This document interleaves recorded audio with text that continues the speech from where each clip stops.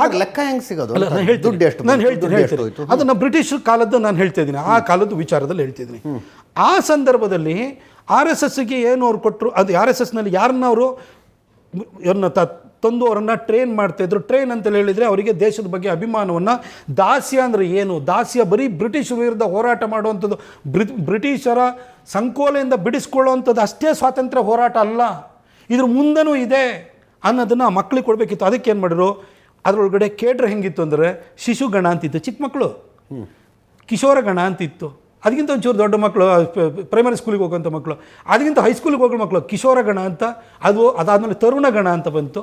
ಈ ಮಕ್ಕಳನ್ನ ಏನಕ್ಕೆ ಇದು ಮಾಡಿಕೊಂಡು ಇವರಿಗೆ ಹೋಗಿ ಅವರ ಮನ ಪರಿವರ್ತನೆ ಮಾಡೋದು, ಅವರಿಗೊಂದು ಸರಿಯಾದ ದೃಷ್ಟಿಕೋನವನ್ನು ಕೊಡುವಂಥ ಕೆಲಸ ಯಾಕೆ ಮಾಡಿರು ಅಂತಂದರೆ, ಈ ದಾಸ್ಯದ ಬಗ್ಗೆ ಭಾರತಕ್ಕೆ ಏನು ಹಿಂದೆ ದ ಫಸ್ಟ್ ವಾರ್ ಆಫ್ ಟರೈನಿಂದ ಹಿಡಿದು ಪೃಥ್ವಿರಾಜ್ ಚೌಹಾಣ್ ಸೋತಿದ್ರಿಂದ ಹಿಡಿದು ನಾವು ಯಾವ ರೀತಿ ಒಡೆದು ಹೋದು ನಾವು ದಾಸ್ಯ ಅಂದರೆ ಏನು ಅನ್ನೋದ್ರ ಬಗ್ಗೆ ಆ ಮಕ್ಕಳಿಗೆ ಅವರಲ್ಲಿ ವ್ಯಕ್ತಿತ್ವ ನಿರ್ಮಾಣ, ಅದು ಸಮಾಜ ನಿರ್ಮಾಣ, ರಾಷ್ಟ್ರ ನಿರ್ಮಾಣದ ಕಲ್ಪನೆಯನ್ನು ಅವರಿಗೆ ಕೊಡಬೇಕಿತ್ತು. ಅದಕ್ಕೋಸ್ಕರ RSS ಪ್ರಾರಂಭ ಆಯಿತು.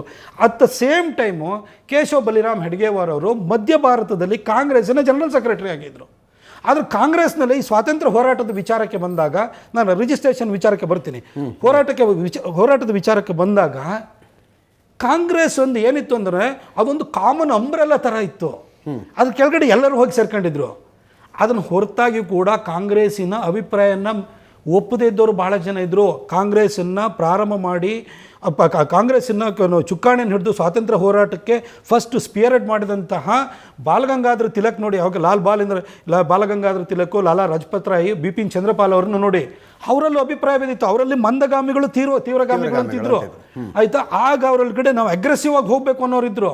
ಗಾಂಧಿ ಬಂದಾದ್ಮೇಲೆ ಅಹಿಂಸೆ ಅಂತ ಒಂದೇ ಹೇಳಿದ್ದನ್ನು ಬಿಟ್ಟರೆ, ಬಾಲಗಂಗಾಧರ ತಿಲಕ್ ಅವರು ಇರೋವರೆಗೂ ಕೂಡ ಅದರಲ್ಲಿ ಮಂದಗಾಮಿಗಳು ತೀವ್ರಗಾಮಿಗಳು ಎರಡೂ ಜನ ಇದ್ದರು. ಕಾಂಗ್ರೆಸ್ದು ಒಂದು ಯಾವ ರೀತಿ ಯೋಚನೆ ಇತ್ತು ಅಂತಂದರೆ, ಕಾಂಗ್ರೆಸ್ ಭಾಳ ಕನ್ವೀನಿಯೆಂಟ್ ಪಾಲಿಟಿಕ್ಸ್ ಮಾಡ್ತಾಯಿದ್ರು. ಈ ಖಿಲಾಫತ್ ಚಳುವಳಿಗೆ ಅವರು ಬೆಂಬಲವನ್ನು ಕೊಟ್ಟರು. ಅವ್ರಿಗೆ ಏನಾಗಿದ್ರೆ ಅಧಿಕಾರವನ್ನು ಕ್ಯಾಪ್ಚರ್ ಮಾಡುವಂತಹ ಉದ್ದೇಶ ಇತ್ತು ಅವರಿಗೆ. ಹಾಗಾಗಿ ಸಪ್ರೇಟ್ ಎಲೆಕ್ಟ್ರೇಟು, ಜೈ ನಮಗೆ ಬಂದು ಅಂತ ಬರಲಿಲ್ಲ. ಮುಸ್ಲಿಮಿಗೆ ಸಪ್ರೇಟ್ ಎಲೆಕ್ಟ್ರೇಟ್ ಬೇಕು ಅಂದ್ರೆ ಅಂಬೇಡ್ಕರ್ ಅವರು, ದಲಿತರಿಗೆ ಸಪ್ರೇಟ್ ಎಲೆಕ್ಟ್ರೇಟ್, ಹಿಂದೂಗಳಿಗೆ ಸಪ್ರೇಟ್ ಎಲೆಕ್ಟ್ರೇಟ್ ಬೇಕು ಅಂತ ಹೇಳಿದ್ರು. ಎಲ್ಲದಕ್ಕೂ ಜೈ ಅಂತ ಇದ್ರಲ್ಲ, ದಲಿತರಿಗೆ ಸಪ್ರೇಟ್ ಎಲೆಕ್ಟ್ರೇಟ್ ಗಾಂಧಿ ಒಪ್ಪಲಿಲ್ಲ. ಅಲ್ಲ ನಾನು ಹೇಳಿದ್ದು, ಈಗ ಬೇರೆಯವ್ರು ಕೇಳಿದಾಗ ಅವರು ನಮಗೂ ಕೊಡಿ ಅಂತ ಕೇಳಿದ್ರು. ಆದರೆ ಇದು ಎಲ್ಲದಕ್ಕೂ ಒಪ್ಕೊಳ್ತಿದ್ರು. ಕೊನೆಗೆ ದೇಶ ತುಂಡರಿಸೋದಕ್ಕೂ ಕೂಡ ಬಿಟ್ಬಿಟ್ರಲ್ಲ ಗಾಂಧೀಜಿ. ಅಂದರೆ ದೇಶ ಈಗ ನನ್ನನ್ನು ಈ ಭಾರತದ ಒಂದು ಅಖಂಡತೆ ಬಗ್ಗೆ ಬರೀ ಸ್ವಾತಂತ್ರ್ಯವನ್ನು ಪಡೆಯುವಂಥದ್ದು ಅವ್ರದ್ದೇ ಅಷ್ಟು ಉದ್ದೇಶವಾಗಿದ್ದರೆ ದೇಶ ವಿಭಜನೆಗೆ ಅವ್ರು ಒಪ್ಪಲೇಬಾರ್ದಿತ್ತು. ಆಯಿತು, 1938ರಲ್ಲಿ ಸುಭಾಷ್ ಚಂದ್ರ ಬೋಸು ಕಾಂಗ್ರೆಸ್ಸಿನ ಅಧ್ಯಕ್ಷರಾದರು. ಕಾಂಗ್ರೆಸ್ಸಿನ ಅಧ್ಯಕ್ಷರಾದಾಗ ಅವ್ರ ವಿರುದ್ಧ 1939ರಲ್ಲಿ ಮತ್ತೆ ರಿಎಲೆಕ್ಷನ್ ನಿಂತರು. ಆಗ ಗಾಂಧೀಜಿ ಪಟ್ಟಾಭಿ ಸೀತಾರಾಮಯ್ಯನವ್ರನ್ನ ನಿಲ್ಲಿಸ್ಬಿಟ್ಟು, ಒಂದು ವೇಳೆ ಪಟ್ಟಾಭಿ ಸೀತಾರಾಮಯ್ಯನವರು ಸೋತ್ರ ಇದು ನನ್ನ ಸೋಲು ಅಂತ ಹೇಳಿದರು. ಕೊನೆಗೆ ಸುಭಾಷ್ ಚಂದ್ರ ಬೋಸ್ ಮತ್ತೆ ಗೆದ್ದರು. ಸುಭಾಷ್ ಚಂದ್ರ ಬೋಸ್ ಊರುಗುಣಂಗೆ ಮಾಡಿದರು. ಅವ್ರದ್ದು ಉದ್ದೇಶ ಏನಿತ್ತು ಅಂದರೆ ಅಧಿಕಾರವನ್ನು ಪಡ್ಕೊಳ್ಳುವಂಥ ಒಂದು ಉದ್ದೇಶವನ್ನು ಅವ್ರು ಇಟ್ಕೊಂಡಿದ್ರು. ಪೊಲಿಟಿಕಲ್ ಪವರ್ನ ಕ್ಯಾಪ್ಚರ್ ಮಾಡುವಂಥ ಒಂದು ಉದ್ದೇಶ ಆ ಸಂಘಟನೆಗಿತ್ತು. ಆಗ ಸುಭಾಷ್ ಚಂದ್ರ ಬೋಸ್ ಹೊರಗಡೆ ಹೋದವರು ನೀವು ನೋಡಿ, ಕ್ರಾಂತಿಕಾರಿಗಳು ಕೂಡ ಬ್ರಿಟಿಷರ ವಿರುದ್ಧ ವೈಲೆಂಟಾಗಿ ಹೋಗ್ತಾಯಿದ್ರು. ಆದರೆ ಸುಭಾಷ್ ಚಂದ್ರ ಬೋಸ್ ಅವರಿಗೆ ಅಲ್ಲೂ ಅಭಿಪ್ರಾಯ ಭೇದ ಬಂತು. ಅವ್ರು ಅಂದ್ಕೊಂಡ್ರು ಈ ರೀತಿ ಎಲ್ಲ ಹೋಗೋದು, ಬಾಂಬ್ ಬ್ಲಾಸ್ಟ್ ಮಾಡೋದು, ಯಾರನ್ನ ಕೊಲ್ಲೋದು, ಇದರಿಂದ ಆಗಲ್ಲ, ಆರ್ಗನೈಸ್ಡ್ ಆಗಿ ಹೋಗಬೇಕು ಅಂತ ಅವ್ರು ಯೋಚನೆ ಏನು ಮಾಡಿದ್ರು. ಆರ್ಗನೈಸ್ಡ್ ಆಗಿ ಹೋಗಬೇಕು ಅಂತ ಯೋಚನೆ ಮಾಡಿದಾಗ ಅವ್ರು ಏನು ಮಾಡಿದ್ರು, ಇಂಡಿಯನ್ ನ್ಯಾಷನಲ್ ಆರ್ಮಿನ ಸ್ಟಾರ್ಟ್ ಮಾಡಿದ್ರು. ಅವರು ಆಜಾದ್ ಹಿಂದ್ ಫೌಜನ್ನು ಮಾಡಿದರು. ಹೊರಗಡೆ ಹೋದರು. ಇಲ್ಲಿಂದ ಯಾರ್ಯಾರು ಬ್ರಿಟಿಷ್ ಸೇನೆಯಲ್ಲಿ ಹೋಗಿದ್ದು ಅಂತಾರೆ ಕ್ಯಾಪ್ಚರ್ ಆಗಿರೋ ಆ ಸೈನಿಕರನ್ನೆಲ್ಲ ಕರ್ಕೊಂಬಿಟ್ಟು ಇವ್ರದ್ದೇ ಒಂದು ಸೇನೆ ಮಾಡಿದ್ರು. ಯಾಕೆಂದರೆ ಶಿಸ್ತಿರಬೇಕು, ಹೋರಾಟಕ್ಕೆ ಶಿಸ್ತು ಬದ್ಧತೆ ಇದಿರಬೇಕು ಅನ್ನೋ ಕಾರಣಕ್ಕೋಸ್ಕರವಾಗಿ ಅವ್ರು ಯೋಚನೆ ಮಾಡಿದ್ರು. ಅಂದರೆ ಇವ್ರು ಯಾರನ್ನು ಕೂಡ ಗಾಂಧೀಜಿಯವರು ಇರ್ಬೋದು, ಕಾಂಗ್ರೆಸ್ನವರು ಚಿಂತನೆಯಿಂದ ಹೊರಗಾಗಿ ಬೇಕಷ್ಟು ಥರ ಯೋಚನೆ ಮಾಡಿದ್ರಲ್ವ. ಅವರೇ ಬಂದುಬಿಟ್ಟು ಅಂಡಮಾನ್ ನಿಕೋಬಾರನ್ನ ಫಸ್ಟು ಸ್ವತಂತ್ರಗೊಳಿಸ್ಬಿಟ್ಟು ಅದಕ್ಕೆ ಶಹೀದ್ ಸ್ವರಾಜ್ ಅಂತ ಹೆಸರನ್ನು ಇಡಲಿಲ್ವಾ.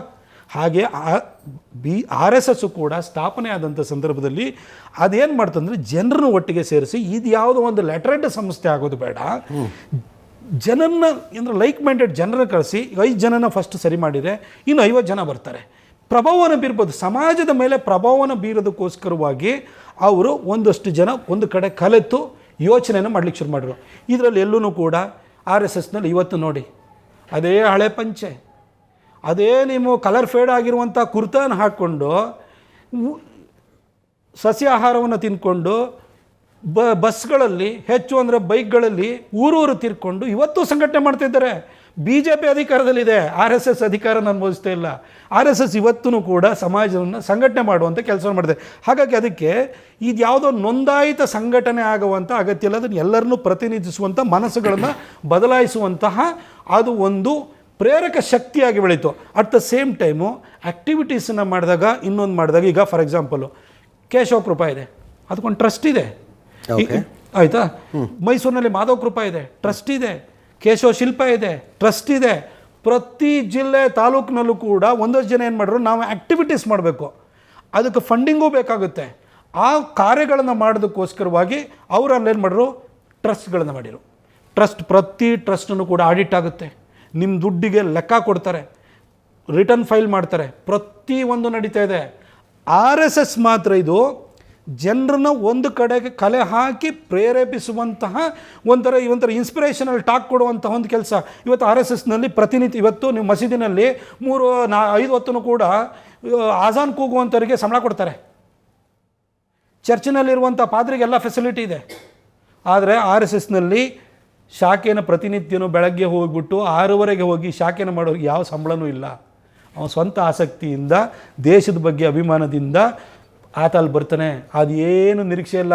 ಮೊನ್ನೆ ಪಥಸಂಚಲನ ಆಯ್ತಲ್ಲ, ಆ ಪಥಸಂಚಲನದಲ್ಲಿ ನೀವು ಶೂ ತೊಗೊಳ್ಳಿ, ಸಾಕ್ಸ್ ತೊಗೊಳ್ಳಿ, ಪ್ಯಾಂಟ್ ತೊಗೊಳ್ಳಿ, ಶರ್ಟ್ ತೊಗೊಳ್ಳಿ, ಟೋಪಿ ತೊಗೊಳ್ಳಿ, ನೀವು ಲಾಠಿ ತೊಗೊಳ್ಳಿ, ಪ್ರತಿಯೊಂದಕ್ಕೆ ದುಡ್ಡು ಕೊಟ್ಟೆ ತೊಗೋಬೇಕು. ಫ್ರೀ ಏನು ಕೊಡಲ್ಲ ಅವರು. ಯಾಕೆಂತಂದರೆ ನಿಮ್ಮ ಸ್ವಇಚ್ಛೆಯಿಂದ ನೀವು ಬರೋವಂಥದ್ದು. ಅವರಲ್ಲಿ ಖರ್ಚು ವೆಚ್ಚ ಅನ್ನೋದಿಲ್ಲ. ನಿಮ್ಮ ಮನೆಗೆ ಬಂದು ನೀವೇನಾದ್ರು ಒಂದು ತುತ್ತು ಅನ್ನ ಹಾಕಿದ್ರೆ ಊಟ ಮಾಡ್ತಾರೆ. ಇಲ್ಲ ಅಂತಂದರೆ ಇನ್ನೊಬ್ಬರ ಮನೆಗೆ ಹೋಗ್ತಾರೆ, ಊಟ ಮಾಡ್ತಾರೆ, ಯಾರಾದರೂ ಒಂದು 4 ತುತ್ತು ಅನ್ನ ಹಾಕ್ತಾರೆ. ಯಾಕಂದರೆ ಒಳ್ಳೆ ಹೇಳೋದು ರಿಜಿಸ್ಟ್ರೇಷನ್ ಮಾಡ್ಕೊಳ್ಳೋ ಅವಶ್ಯಕತೆ ಇಲ್ಲ. ಈಗ 1948ರಲ್ಲಿ ಗಾಂಧೀಜಿ ಹತ್ಯೆ ಆದ ನಂತರ ಅದನ್ನು ಬ್ಯಾನ್ ಮಾಡಿರಲ್ವಾ. ಬ್ಯಾನ್ ಮಾಡಾದ್ಮೇಲೆ ಬ್ಯಾನನ್ನು ಇದು ಎನ್ಕ್ವೈರಿ ಕಮಿಟಿ ಎಲ್ಲ ಆಯಿತು, ಕೋರ್ಟ್ ಅದನ್ನು ಬ್ಯಾನನ್ನು ಲಿಫ್ಟ್ ಮಾಡ್ತು, ಇದಕ್ಕೆ RSSನ ದೋಷಮುಕ್ತ ಮಾಡ್ತು. ಆದರೆ ಸರ್ಕಾರ ಬ್ಯಾನನ್ನು ತೆಗಿಲಿಲ್ಲ. ಅವತ್ತು ಇದೇ ನೆಹರು ಇರಲಿಲ್ವಾ, ಇದೇ ಸರ್ದಾರ್ ವಲ್ಲಭಾಯ್ ಪಟೇಲ್ ಇರಲ್ವಾ. ಕೊನೆಗೆ ಇಡೀ ದೇಶಾದ್ಯಂತ ಹೋರಾಟ ಆಯಿತು.